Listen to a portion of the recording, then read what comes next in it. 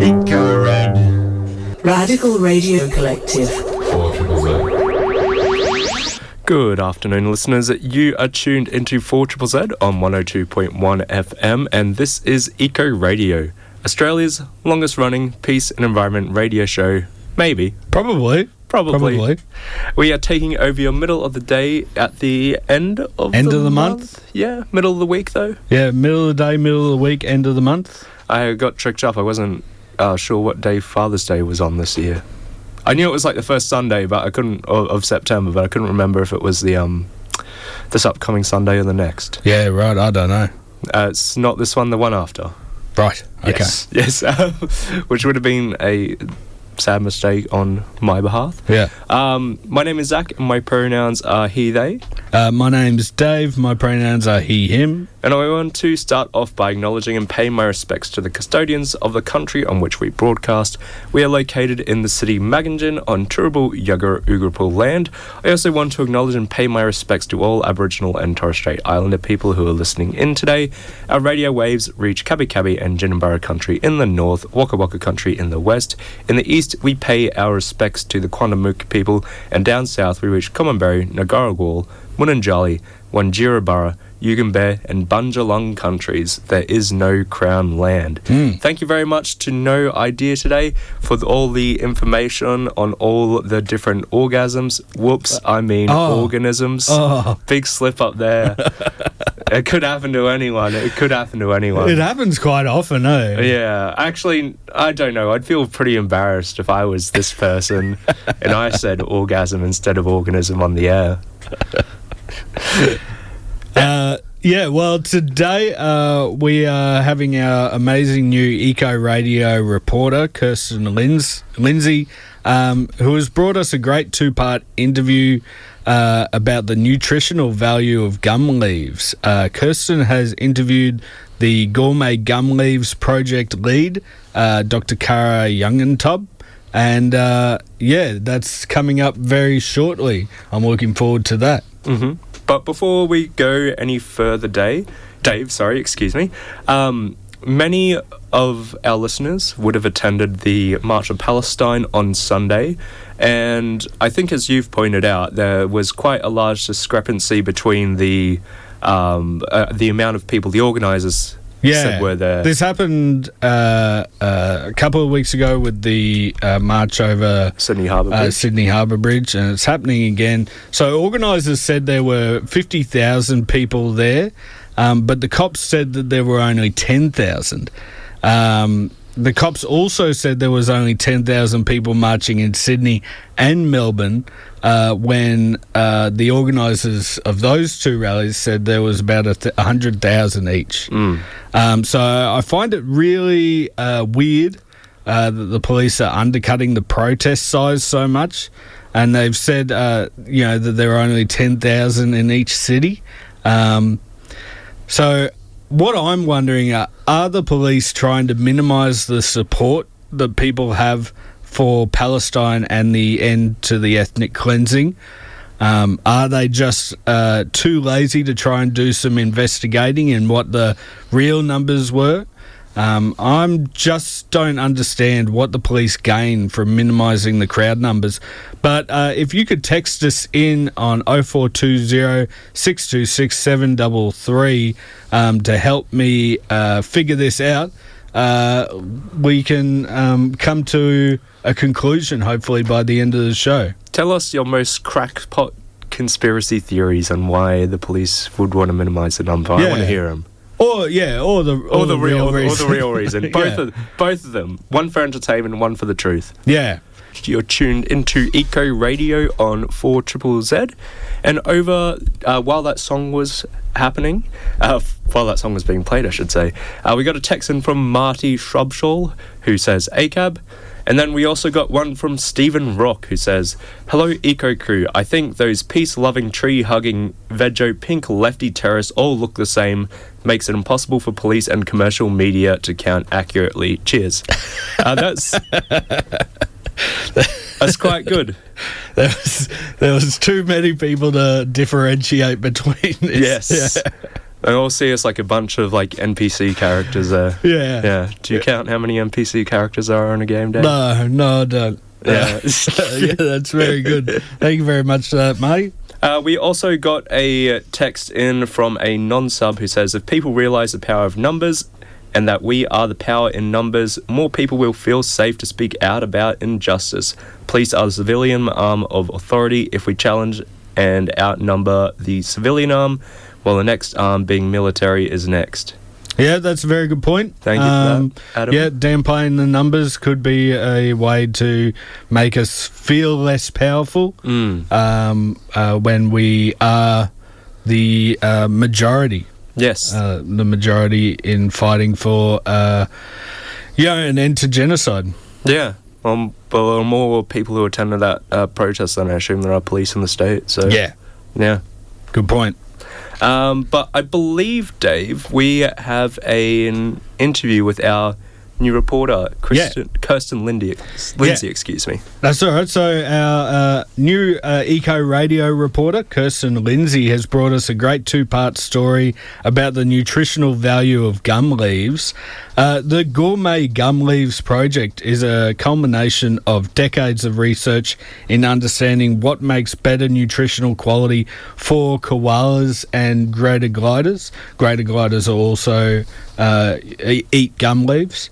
The study compares plant-animal interactions and the chemical determinants, indicating if animals can eat more or of some leaves and less of others, and whether they can selectively breed or take seeds from parent trees that are of good quality food. So why is the cultivation of these trees so important in preventing the extinction of koalas and the greater gliders in South East Queensland? Project lead Dr Kara Youngentob spoke with Kirstyn Lindsay about the research and explains the difference in toxicity of the eucalyptus leaves. We will play that interview now. Eucalypts are a really hard thing to make a living off of if you're an animal that eats leaves. So I think a lot of people know that they're considered like toxic. They're really hard to eat. They have a lot of what we call secondary compounds that plants make for a variety of purposes. They're not directly related to growth. They're usually related to defenses. So that can be defenses against extreme environmental conditions, or in this case, against herbivores, to protect them from animals eating too much of the leaf.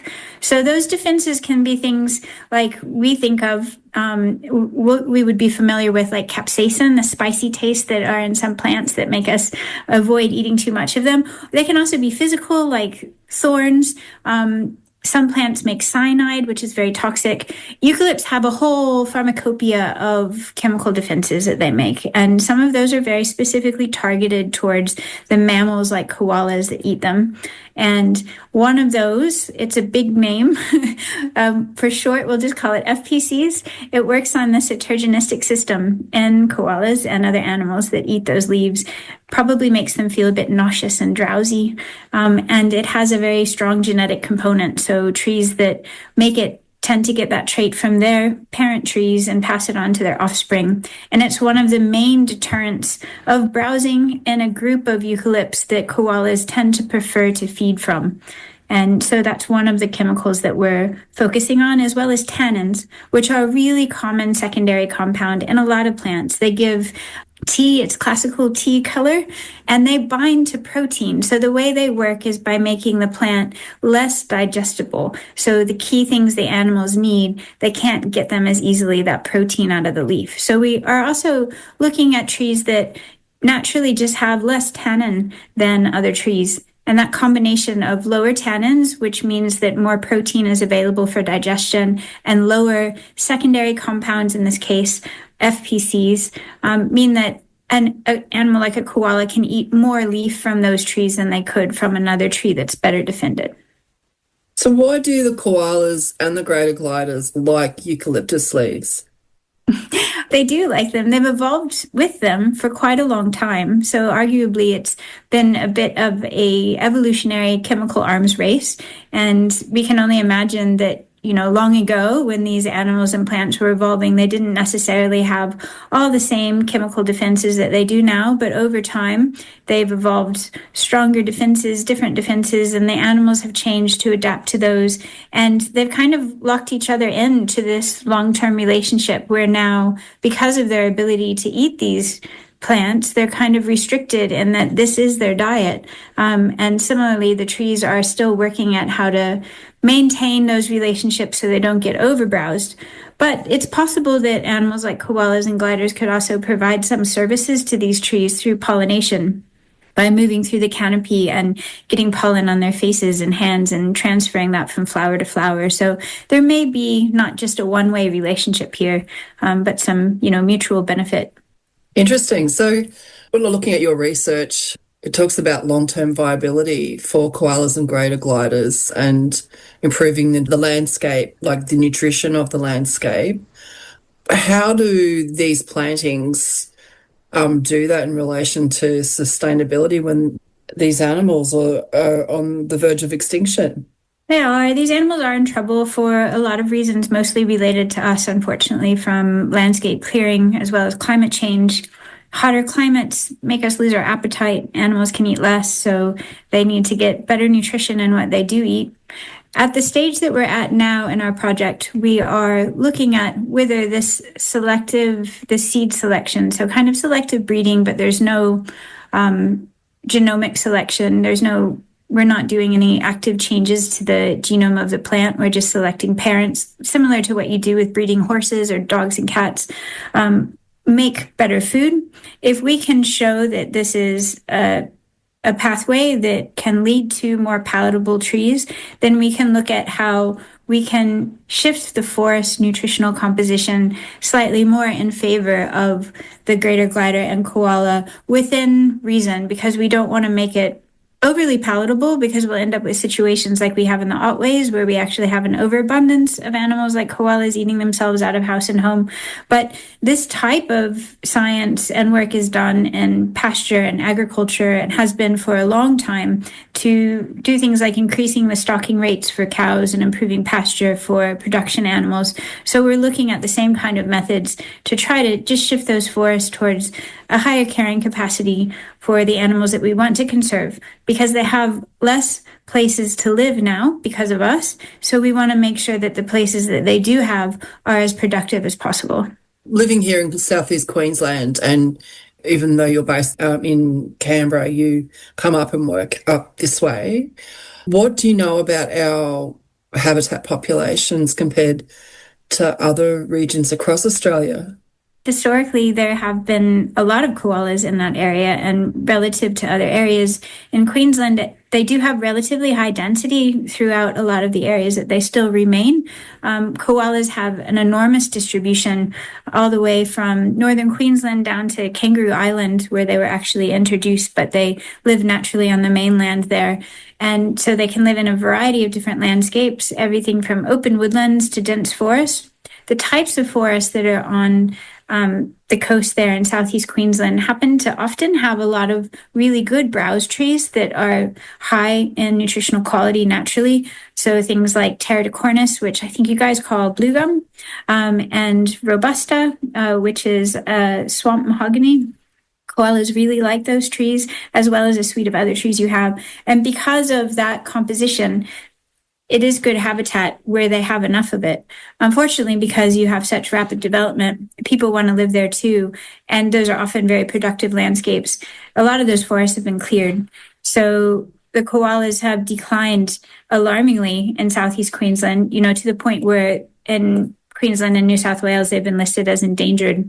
So the situation now is a little touch and go because they're getting squeezed out and they're getting stressed. We're seeing higher incidence of chlamydia, more car strikes, more dog attacks. And whether or not we can keep these animals in the landscape truly depends on our ability to maintain enough habitat and safe corridors for them to move through. So that remains to be seen.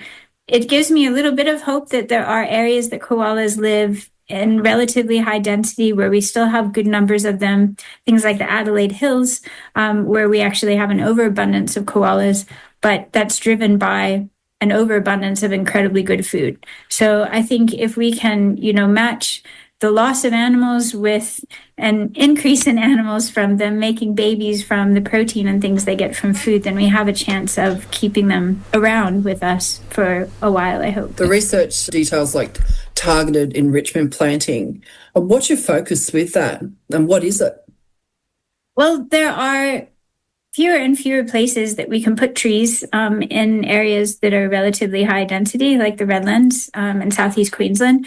So in those places where we have corridors or landscapes that we do have room to do replantings and put some trees back in there, then if we can make sure that those trees have the best chance of being good food and providing support and habitat for koalas, then that is what we mean by enrichment planting. So targeting our planting efforts on those corridors and patches to really improve them in hopes of being able to sustain the koalas that are there and help them move through the landscape. So when you talk about these parent trees, what kind of work is involved in seed collection and, propagating the seeds to become the saplings? It's been quite a journey. So the project started initially not as what it is now, but as research to look at how nutritional quality of eucalypts varied across the range of the koala and how that related to differences in population densities. That work started back in about 2013, 2014. And we set up these transects where we walked in a line and sampled trees at certain intervals and a certain number of trees in all these different areas to collect data on what the chemical quality of those trees were and how that related to the koala populations in those areas. We created this really big database of all these different places that we went, including many sites in the Redlands. On the basis of that, we found trees that were particularly good standout trees and areas that just had higher average nutritional quality as well. Years later, when we started working out that we could take this knowledge potentially and use it as a management and mitigation strategy, we went back and revisited those trees because these chemicals are fairly stable because they are driven by the genetics of the trees. So we would expect even 10 years later for the good trees to still be good trees and less good trees to stay that way too. So we went back, we resampled the leaves again to confirm that was the case. And we also took seed this time. And we worked in partnership with the Redlands City Council and Indiguscapes Nursery to grow seedlings for us. So we do a germination trial and see how many seeds we need to grow a certain number of trees. And then once we work that out, we can plant out the number of seeds we need for a particular area. And then we started this big landscape experiment where essentially we're taking our seeds, our gourmet gum leaf seeds, which is what we call them, and we plant them with business as usual seed that's just taken from nursery stock as normal. We don't know what their parentage is. And we planted those out in a way that we have a number of replicates, like hundreds of trees from multiple species of each of those two different types. So the treatment and then the control. And now we're waiting for a number of years for them to get big enough for us to take their leaves and see if we have indeed managed to grow trees that are better than the average for koalas. We're looking at, our coastlines are diminishing, obviously, when it comes to environmental change. How does that impact the health of the eucalyptus forests? That's a very good question. I think there's evidence that eucalypt forests are struggling in a lot of places. I think more so out west where it's getting hotter and drier, and we see range contractions of some trees that are preferred browse for our iconic folivores like the koalas and greater gliders. And even forests along the coast have experienced incredible heat waves and droughts at a scale that we've never seen before. And I think that culminated, most recently in the 2019-2020 megafires that affected a lot of the east and the southeastern forests and an enormous amount of habitat for koalas and greater gliders. So I think a lot of things from, animals to plants are being affected not just by land clearing, but also climate change. And those effects interact. So where you have fragmented forests, at the edges of those forests, you experience climate conditions more severely than you do in the interior of the forest. So the more edge you have, the more fragmentation you have, the more you open up those forests to the extremes of sunlight and wind that can dry them out and make it harder for them to persist. And then also younger forests, because we have a history of land clearing where trees regrow, they're not as big. Takes a long time for them to get big, particularly to develop hollows that animals like gliders need. But the big trees have a lot of thermal mass, and those help moderate the climate. And when we get rid of those from forests, those younger forests are also hotter. So again, it's another effect, that is a long-term effect of landscape change that we've had and contributes as well to the problems that we're seeing. So from my understanding, also the gums along the coastline here like the salinity. That's obviously changing too as our coastline declines. Yeah. Some of the leaves that we've collected, particularly in places like Stradbroke Island, have incredibly salty leaves. So probably from the sea air, bringing in salt that then's deposited on the leaf itself. We think actually that koalas probably like that quite a bit because we know that herbivores can struggle to get enough salt in their diet, and sodium is critical for a lot of different physiological functions in animals. So plants don't usually like a lot of salt because it dries them out and, breaks their cell walls. But at least along the coast, I think the eucalypts are more tolerant of those coastal conditions than a lot of other plants can be. And it's probably a bonus for the animals eating those leaves to get that extra salt as well. And finally, I want to talk about the growth rate of the saplings and the success of them in comparison, to the rate of development that we have going on. What's the span of growing rates to where a sapling will become a tree that can be food for the koalas and gliders? In South East Queensland, where you have very warm weather almost year-round, good rainfall, a lot of sunshine, trees grow incredibly fast compared to where I live down here in Canberra, where they grow much more slowly. It's cold, almost half the year. So within about 7 years, a tree can be big enough to be food for a koala up there, which is very, very fast. We've had trees that are only 2 years old that are taller than me already that we've planted. So I think you have that going for you in terms of, how quickly landscapes can recover. But for animals like greater gliders that also eat eucalyptus leaves, they need trees to be 50 to 100 years old because not only do they eat the leaves, but they also need to have hollows, and hollows don't form until trees get very old.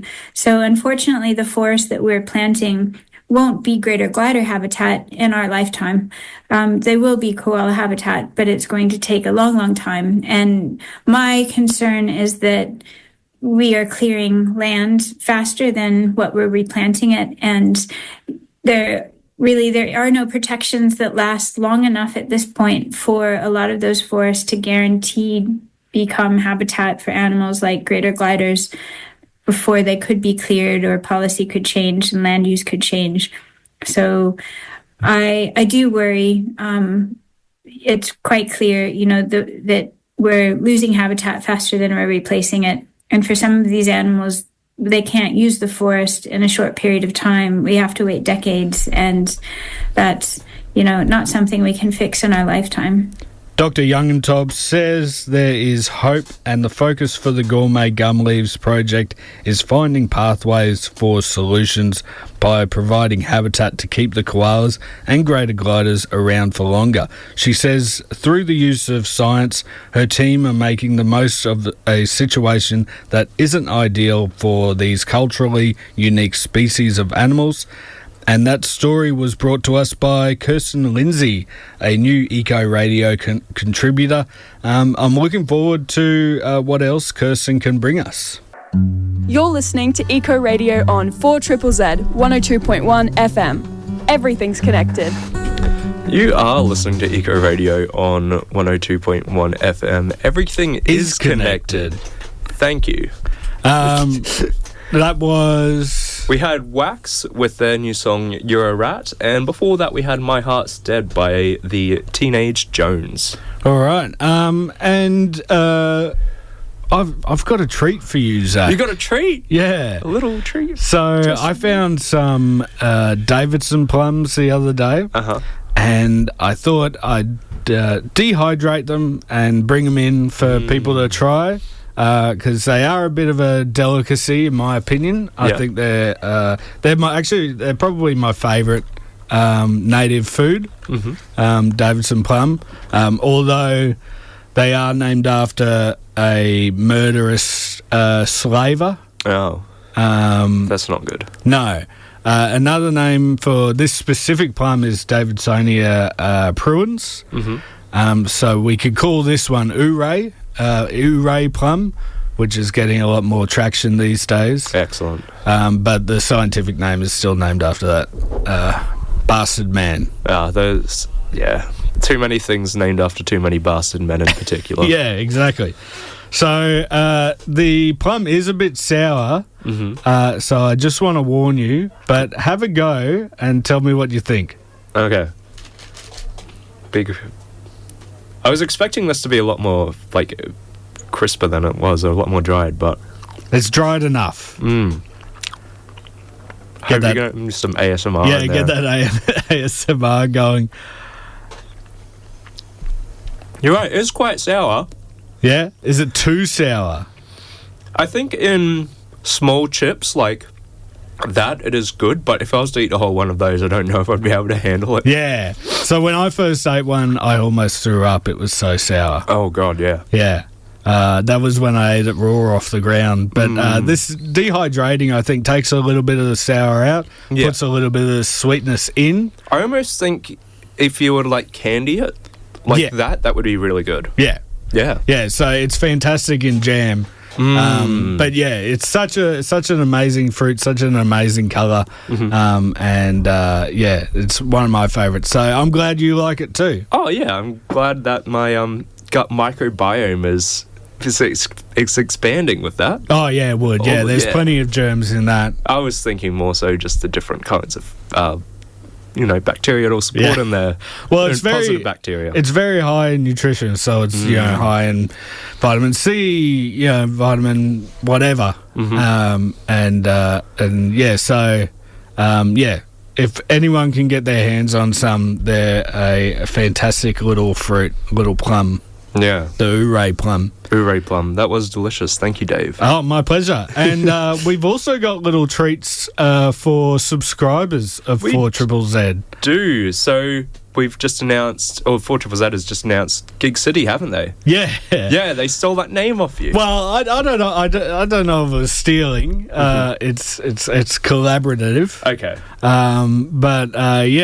They've named one of the events Gig City. Yeah, which is awesome. And in 1975, 50 years ago, when 4ZZZ first started, it was Pig City. Brisbane was Pig City.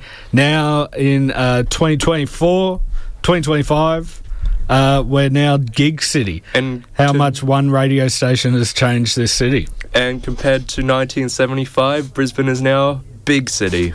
Oh, yeah, it is a bit bigger, yeah. Because it's Gig City, subscribers to 4ZZZ will get discounts on all... Yeah, so I believe this one is about an $18 discount, but then if you were to put that across all of the events there are this year, all the music events, you'd be saving a lot more on it than just $18, I can tell you that much. If you went to all of the events... and you had a full subscription of $80, I reckon you would make that back this year. Easily. Yeah. And it's an excellent year for gigs in 4ZZZ's 50th year at the moment. So we've also got one featuring... who was it? Regurgitator. Yeah, so that's the Z50 gig happening at Roma Street Parklands. That's Regurgitator, Saints 73 to 78. Butterfingers, yeah, amazing Brizzy bands. And then also tropical fudge storm is coming up from Melbourne. Oh yeah. It's going to be crazy at that Z50.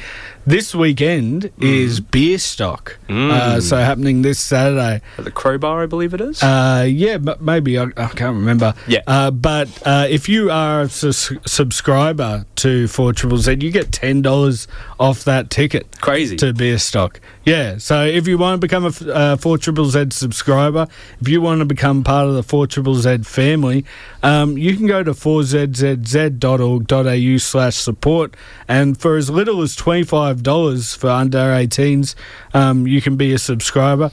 If you are strapped for cash and you can't be a full subscriber at $80, there is a concession subscription at $40, and we don't check. No, we're not here to police. We're not here to police your cards. We're not going to use artificial intelligence in any of our checking. This is organic stupidity here at 4ZZZ. I do like the idea of us having like a security card in the parking lot now, and it's just like, you want to subscribe, you got to go and show him your ID. That would be pretty funny. I think a lot of people would be coming in the other way. Go to 4zzz.org.au to become a subscriber. And we are in the tailwind of Radiothon, I believe, at the moment as well. So there's still some cool prizes that you could win if you subscribe this month. They include a Triffid Golden ticket to go and see any movie you'd like for a year, I believe. That's how that's phrased. That's the wrong, sorry. I was thinking of the 5-star Cinemas Golden ticket. Triffid? Any gig at the Triffid. Yeah. There's also a Netherworld Games cabinet and treasure trove, and there's also a Princess Theatre Golden ticket. So hotly contested. And I heard that there was also a golden ticket to all 4ZZZ events. Really? Yeah, so you can go in the running to win that if you subscribe this month, and we only have a little bit more to go, so get in there, subscribe, become part of the family, then start volunteering, then start your own show, or come on to Eco Radio and do what we're doing. And we really appreciate all the support. Up next, we're going to be listening to the Dog Trackers with their electric toilet. With their song, not their electric toilet, with their song Electric Toilet. Yeah, they're going to be a beer stock this weekend. So we'll give that a listen. You are tuned into Eco Radio on 102.1 FM, and this is on the station. I was going to say something, but I couldn't remember what. The radio station for ZZZ. And now we are going to do a little thing that we like to call the Bush Care Roundup. It's a Bush Care Roundup. They've been pulling out weeds, and then they put in trees. It's the Bush Care Roundup. So, on Saturday the 30th at 8:30, there is the Gertrude Petty Place Bush Care Working Bee, and that one is at 26 Mount Gravatt Outlook Drive in Mount Gravatt. On Sunday at 8 o'clock, you can go to the Cicada Park Bush Care Working Bee. That's Cicada Park in Chapel Hill. At 8 o'clock, you can go to the Belmont Bush Care Working Bee. That's Threadbow Place in Belmont. Also at 8 o'clock, you can go to the Norman Creek Catchment Coordinating Committee Nursery Working Bee. That's at 66 Barron Street in Greenslopes. At 9:30, you can go to the Pine Rivers Catchment Association Community Catchment Care Day. That's at Lees Crossing East Reserve in Dayborough.